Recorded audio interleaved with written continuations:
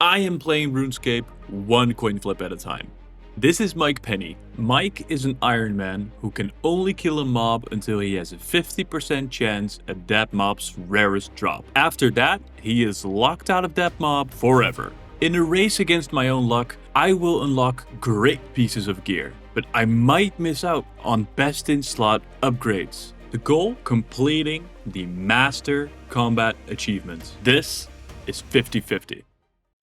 At the end of this episode, I will face the hardest challenge this account has faced yet. But first, there's a couple of things I want to get out of the way. First, I want to complete my 50th Slayer task, so I can get those Slayer points and get those out of the way. And then I want to try and unlock prayer potions in a reliable manner. And the most reliable manner to get prayer potions is by farming your own Ranner weeds. Well, I'm level 1 farming, and so that is going to be a little challenge to get that up to level 32, which is the requirement to farm your own Ranner seeds. Having said that, this is where we're going to start today's episode.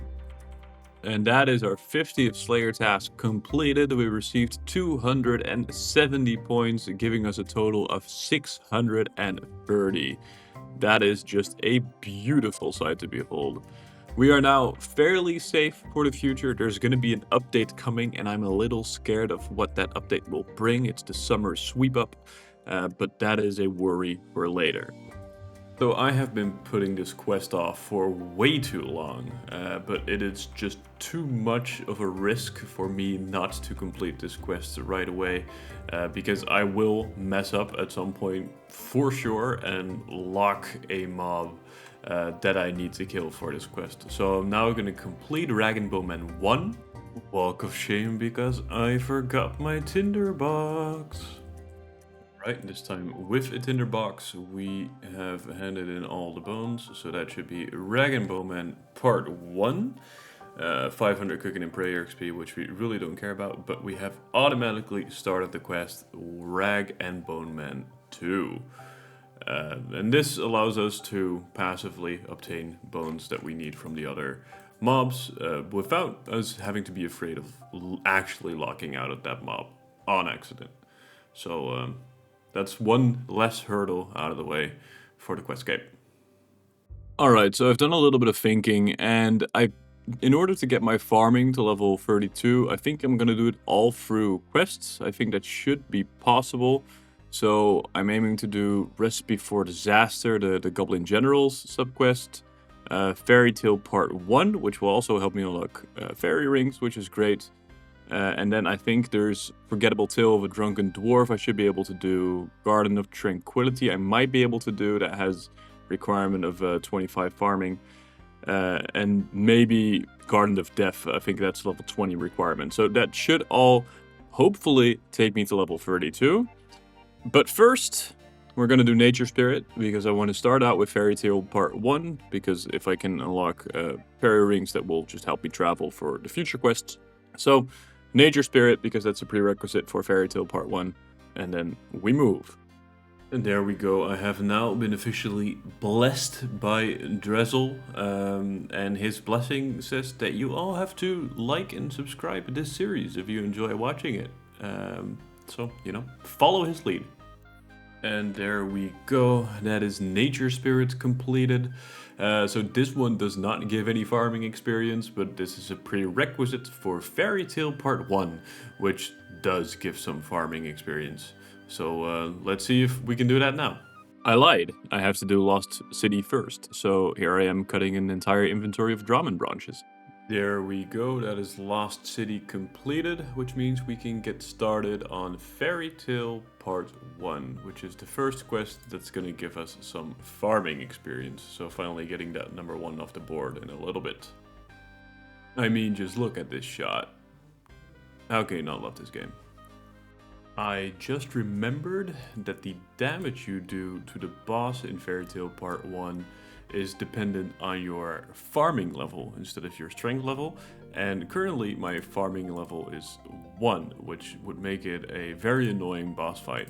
So I decided to do this Recipe for Disaster subquest first, because that will give me 1000 farming XP and get me to level 9, which at least should increase my max hit by like 1 or 2 and make that fight a little bit more bearable. I'm going to spoil something for you. That boss fight does not happen in this episode. And it is because of a roadblock that you're about to see. But that roadblock is not the biggest one in this episode. And you might have a guess of the roadblock that is coming up right in the next clip.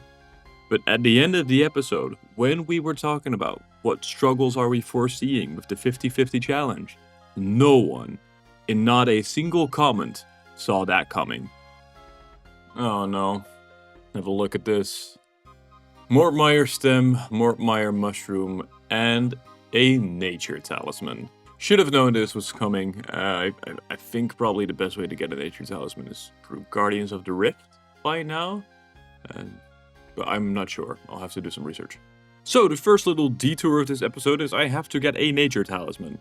And the best way to get a nature talisman, after some research for me, is indeed Guardians of the Rift.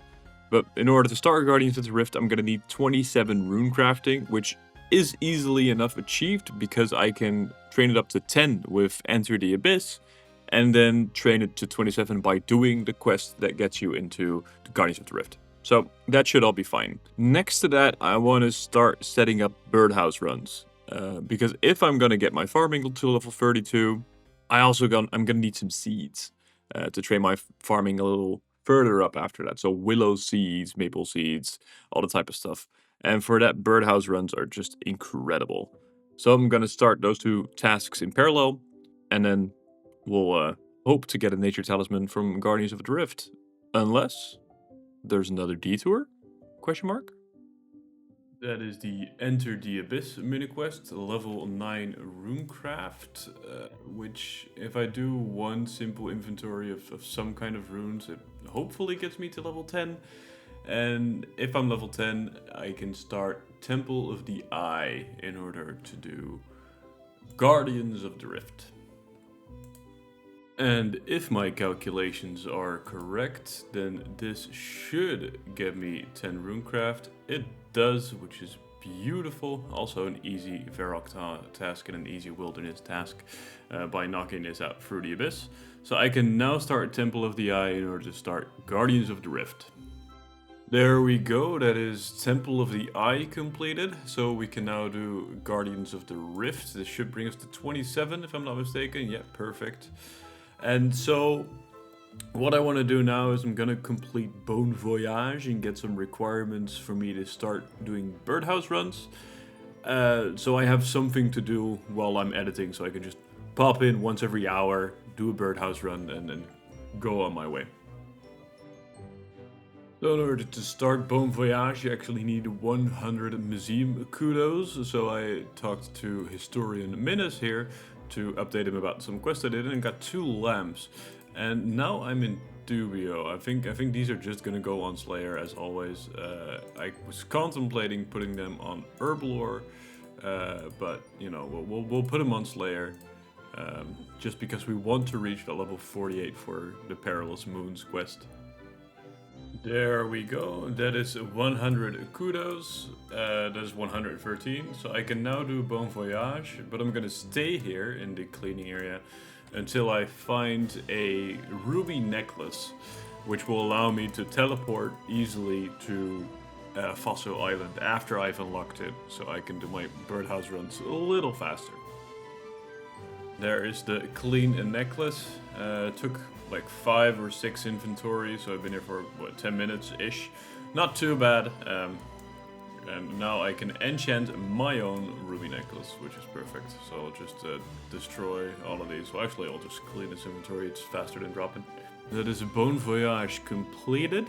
Now we're gonna need 25 construction in order to build clockworks that are contained within the birdhouses. And then we should be able to set up for birdhouses, and I can finally edit the previous episode.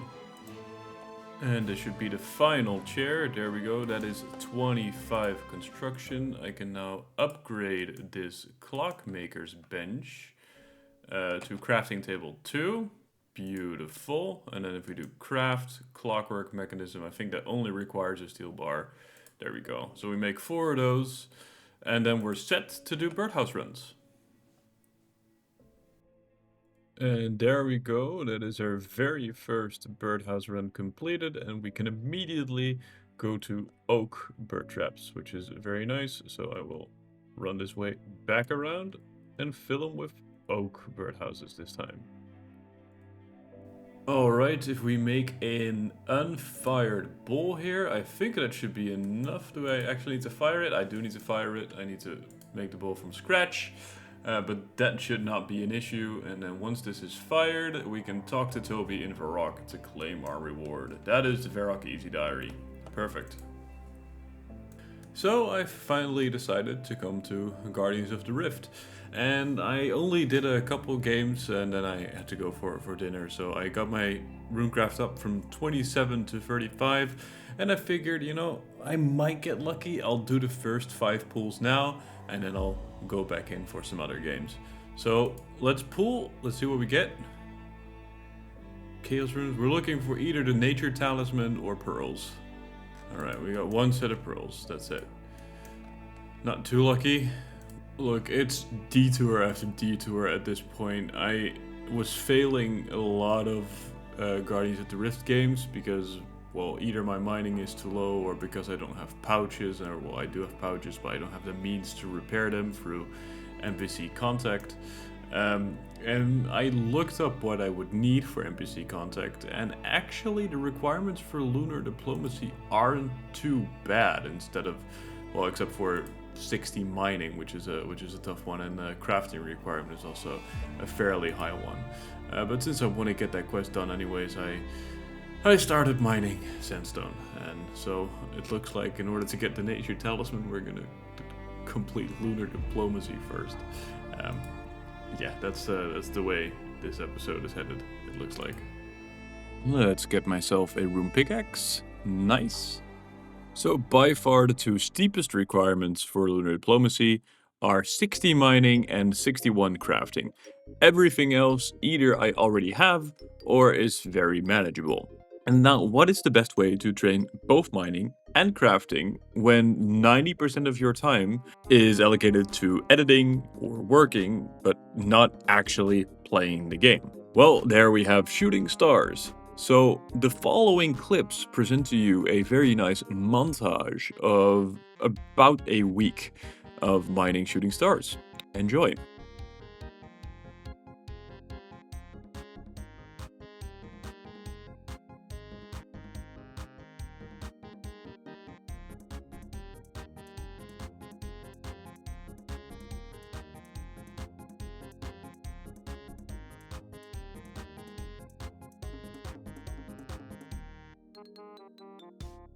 Alright, so for the past week or so, I have been mining shooting stars fairly AFK. I've gained about 666k experience. I've mined 22k stardust.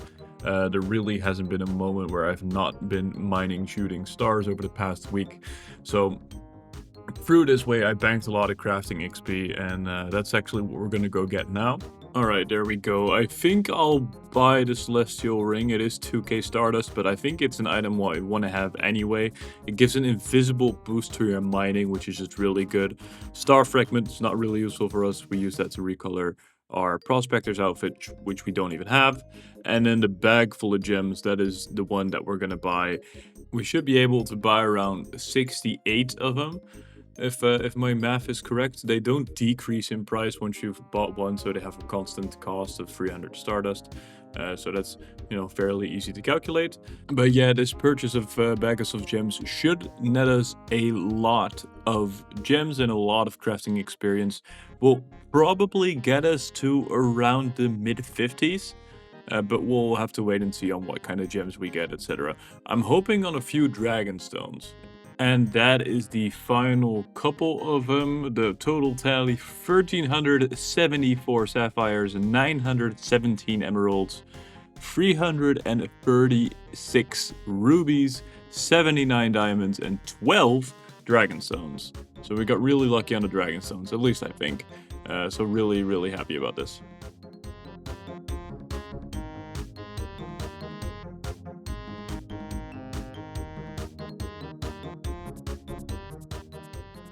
Alright, so that is the majority of the gems cut. So 1400 sapphires, 950 emeralds, 350 rubies, 86 diamonds, and 11 dragon stones. And I kept some uncut just because it looks pretty in the bank.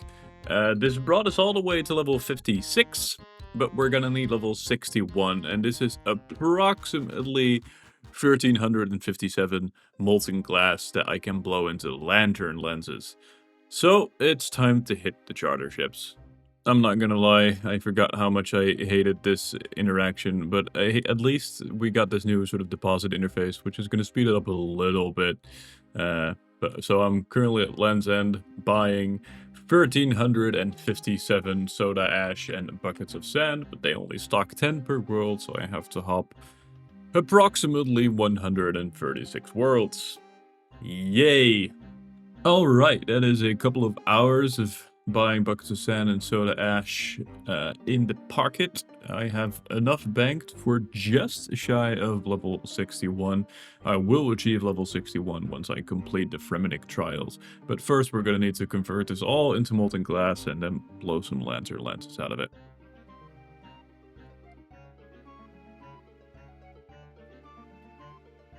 Just alching my final steel plate body here, so I have 200k to buy more runes to train my magic up to 65 in the mage training arena. And this batch will get us bones to peaches and 27k magic experience. 61 magic, beautiful to see. Quickly buying bones to peaches before I head back into the alchemy room to finish off 65 magic. And if my math is correct, it always is 39k, 65 magic. That is beautiful. Alright, last thing we need to do. Fremennik trials. Alright, let's see how many Landsec kills we can do. 1515. I think the Liar is a 1 in 17 drop, so if we don't get it, we are really unlucky. It's not happening. And there is the Liar. Beautiful. Alright, I'll do one song.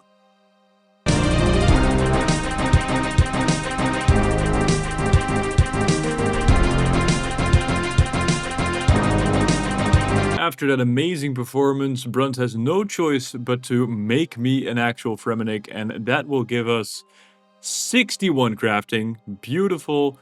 It is time for Lunar Diplomacy. Psych, just kidding, I need 49 firemaking before I can start Lunar Diplomacy, but now it's time for Lunar Diplomacy. We have arrived at the biggest roadblock of the series. Yes, it's Lunar Diplomacy. And you might be thinking, how is Lunar Diplomacy such a tough quest to beat on Mike Penny? It's because of these guys. Sukas. And before you make any Suka joke, I am gonna need 4 hides. 4 Suka hides. I'm going to need a special tiara, and I'm going to need a Suka tooth. And you might be thinking, well, you can kill like 50 of them or hundreds. What is the issue? I can kill 4. Not only can I kill 4 Sukas, the quest progresses in such a way that I need to get the Suka tooth first before I have a chance at the special tiara drop. The Suka tooth has a drop rate of 1 in 1.87. The special tiara has a drop rate of 1 in 2. So what are our odds of completing this quest? Well, once again, just like with the Defender in the Cyclops episode, we are dealing with items we have to get sequentially, but have a different drop rate from one another. In the case of the Cyclopses, we had to run a lot of simulations because it's just very difficult to solve by hand. Here, because we're only dealing with 4 kills, it is a little bit easier to calculate by hand. And what do I mean here? Well, let's have a look. What are the possible permutations? What are the possible scenarios in which I am successful? Well, first of all, let's focus on scenario 1. Scenario 1 is I get the tooth right away on my very first kill. Then I would need the tiara in any of the 3 following kills. Scenario 2, I get the tooth on kill number 2. which leaves me with 2 more kills to get the tiara. Or scenario 3, I get the tooth on kill 3, and I only have 1 more kill to get the tiara. If I get the tooth on kill 4, I'm too late, I can't get the tiara on, kill 5, because I only have 4 kills. So these are the 3 scenarios we need to calculate. Tooth on kill 1, tooth on kill 2, and tooth on kill 3. And luckily we can very easy calculate the odds per scenario. So let's go to scenario 1 for example. What are the odds of me getting a tooth on kill number 1? Well, that is just the drop rate of the tooth, which is 1 in 1.87. I can then get the tiara on either kill 2, 3, or 4. And the probability of getting at least 1 tiara in 3 attempts is 1 minus 1/2 to the power of 3, which is 7/8. So the combined probability is 1 over 187 times 7/8, which is 46.8% chance for scenario 1. If we repeat this process for the other scenarios, we get a total chance of 71.24%. These odds are worse than Imp Catcher. This is our biggest roadblock yet. If I do not complete this quest, I cannot complete Dragon Slayer, I will not be able to do Forecalf. I will be locked out of a lot of content, and I need to complete this quest. Let's see how it goes. Come on, drop a tooth, drop a tooth, drop a tooth. Super tooth, yes, yes, yes. Oh my god, okay, 1 in 4 kills, we got the tooth immediately. Oh, my heart is racing. Alright, we got 1 down, we got 1 down. Now we only need to get lucky 1 more time. This voice line right here, this piece of text as confirmed by Mod Ash according to the RuneScape wiki, Sukas can now drop the special tiara. I have 3 kills left. The drop is 1 in 2. I'm gonna need to kill 3 Sukas anyway, because I'm gonna need 3 more hides, and I have the 1 that I picked up. I will not forget to pick the others up. But so I have 3 kills to get the tiara. If I do get the tiara, I should be able to complete this quest, which unlocks just so much for me. And Dragon Slayer 2 is Wild Gods Sleeps. Lunar Diplomacy is a requirement for so many things. I need to complete this quest. So let's see if we can do it. All right, this is gonna be kill 2, and then we're gonna get not the tiara. Okay, 2 kills left. 2 kills left. Oh my god. And please just drop the tiara. My heart can't take this anymore, man. I need that tiara. All my prayer flicks are off too. It's nerve-wracking. Come on, drop the tiara, please. Oh no, it's gonna come down to the last kill. All right, final one. Drop it, please. Special tiara. Yes. I got it. Oh my god, my heart is racing so much. But I got it. I can complete the quest. Oh my lord. Oh my god. That's wow. Sorry for that. Thank you for watching. I think I'm able to complete the quest. I got 4 hides. I picked them all up. We should be good. Thank you. And now, after all that effort and doing all those challenges, I can finally say quest completed.